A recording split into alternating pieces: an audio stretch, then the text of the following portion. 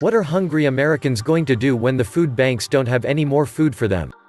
Over the past couple of weeks, we have witnessed the largest spike in unemployment in all of U.S. history. Since most of those workers did not have any sort of a cushion to fall back on, a lot of them have been forced to seek out emergency assistance for themselves and their families almost immediately.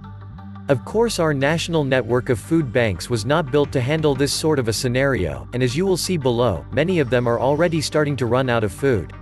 But if things are this bad at the very beginning of this new economic downturn, what are things going to look like a few months from now?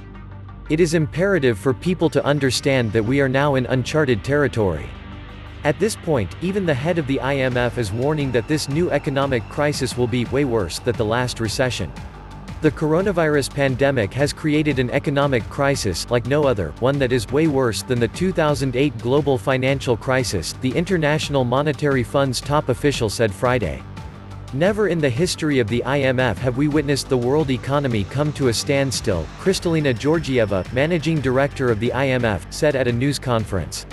And of course we are already seeing economic numbers in the United States that absolutely blow away anything that we witnessed back in 2008 and 2009. I don't know that any of us ever anticipated seeing a single week when 6.6 million Americans would file new claims for unemployment benefits.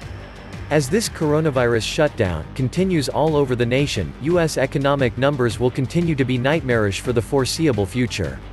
In fact, what Morgan Stanley is projecting for the second quarter is nothing short of terrifying.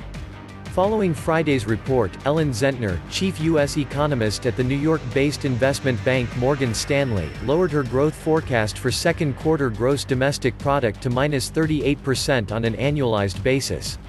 She says the U.S. economy will lose 21 million jobs, running the unemployment rate up to 15.7%, a level not seen since the Great Depression. Of course, the people that are going to feel the most pain are those on the lowest rungs of the economic food chain. According to Bloomberg, bread lines are forming even in some of the wealthiest areas of the country. With more than 10 million people across the nation suddenly unemployed, bread lines are forming in the shadows of privileged enclaves like this one in Florida.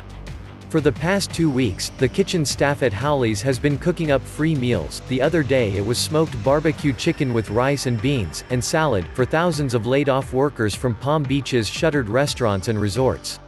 The rows of brown bag lunches and dinners are an early warning that the country's income gap is about to be wrenched wider as a result of the COVID-19 crisis, and the deep recession it has brought with it. Elsewhere, vehicles are lining up at the crack of dawn at food banks all across the United States.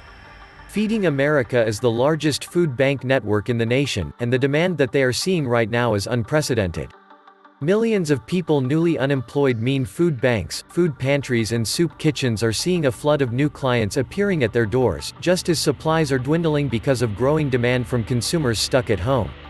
Food banks are reporting a 40% increase in demand, on average, said Katie Fitzgerald, Chief Operating Officer at Feeding America, a network of 200 food banks and 60,000 food pantries and meal programs nationwide.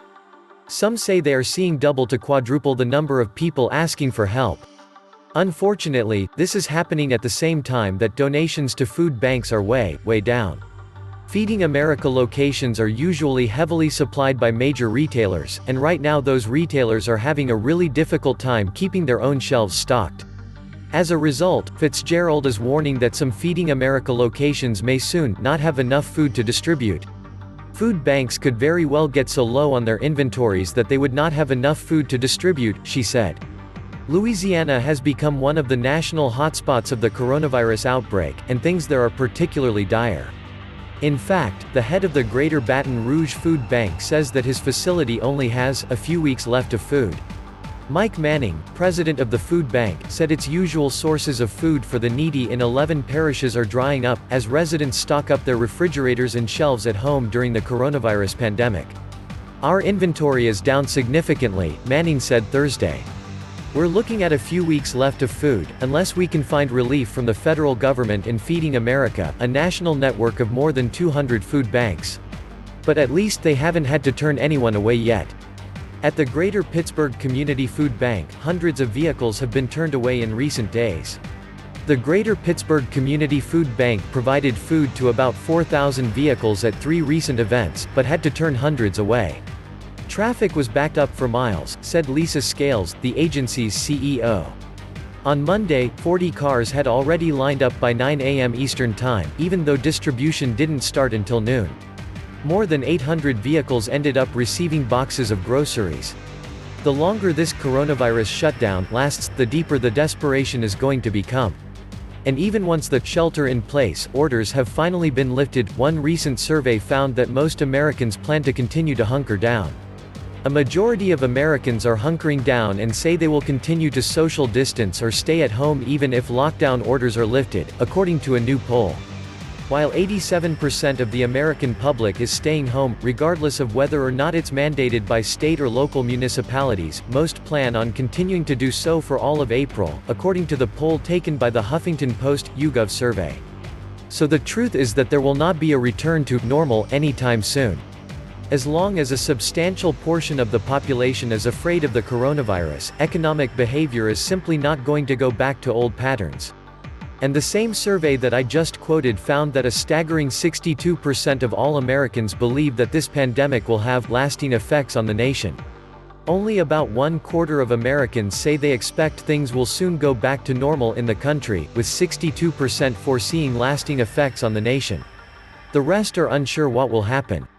In the days ahead, there will be economic ups and downs, and financial markets will continue to fluctuate wildly, but the truth is that the good times are gone for good. And remember, this coronavirus is just the beginning, and a lot more challenges are on the way. As the perfect storm unfolds, please don't forget those that warned you about all of these things in advance. These are truly unprecedented times, and the level of economic suffering that we are already witnessing is off the charts. Sadly, the pain for ordinary Americans is only just getting started, and that is going to have enormous implications for our society as a whole.